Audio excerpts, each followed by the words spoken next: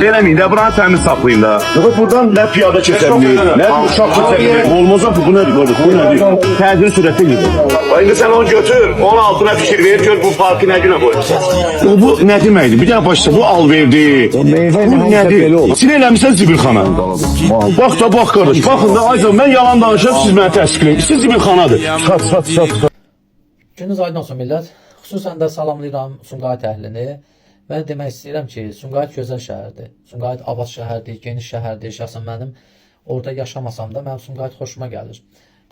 Ərazi baxımından da genişdir. İnsanların ürəyi genişdir. Məsəl üçün, bugünkü gün Bakıda, şəxsən mən Xırdalanda yaşayım, Xırdalanda tapa bilmədiyin ucuz şeyləri, məhsulları, produktu gedib Sumqayıtda əldə eləmək olar Sumqayıtdan. Yəni belə hər bir yaşayış baxımından çox gözəldir. Ancaq elə bir vəziyyət yaranıb ki, bugünkü gün Sumqayıtda da digər yerlər kimi çətin bir vaxtdır. Yəni dolanışıq, hamı çalışır ki, getsin, hardansa 5 manat çörəyini qazansın. İndi bu qardaş da məlum məsələdir ki, arxitekturunu idarə edən, şəhər salmadan gəlib və onun səmimiyyətini mən bəyənirəm.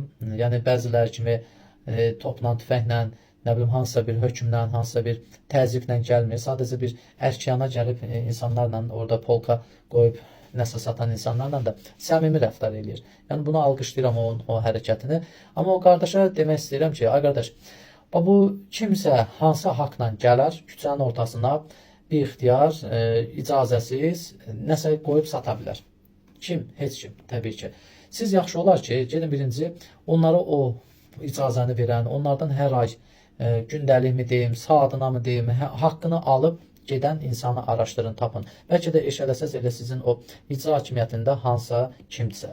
Yəni bir onu araşdırın və onu tutun, gətirin və deyin ki, kimdən nə qədər almısan, kimdən hər ay nə qədər alırsan və hansı ixtiyarla bu cəmaata icazə verirsən ki, dövlətin icazə vermədiyi ərazilərdə küçə satışını yəni həyata keçirsinlər.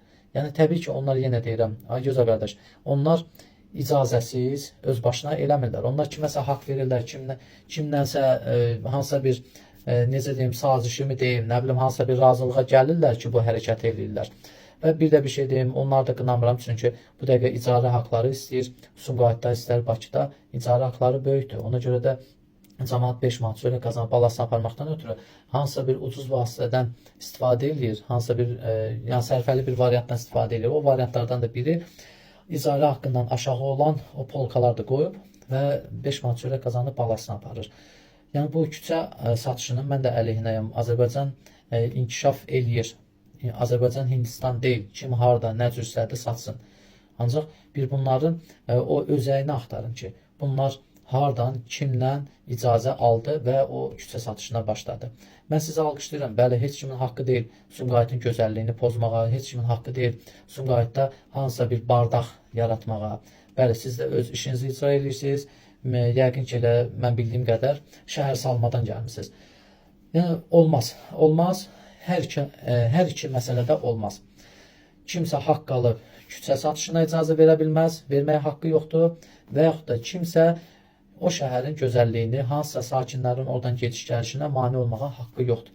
Ona görə də gözəl qardaş, əsas araşdırın kim ki o icazəni verib. Allah xalqımızı qorusun.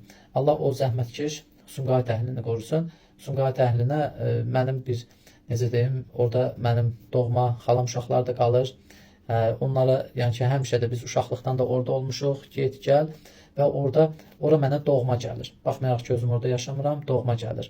Şəxsən mən Sumqayıtı bəyənirəm. Onun gözəlliyini, orada yaşayan insanların səmimiyyətini, zəhmətkeş olmağını ən vacib.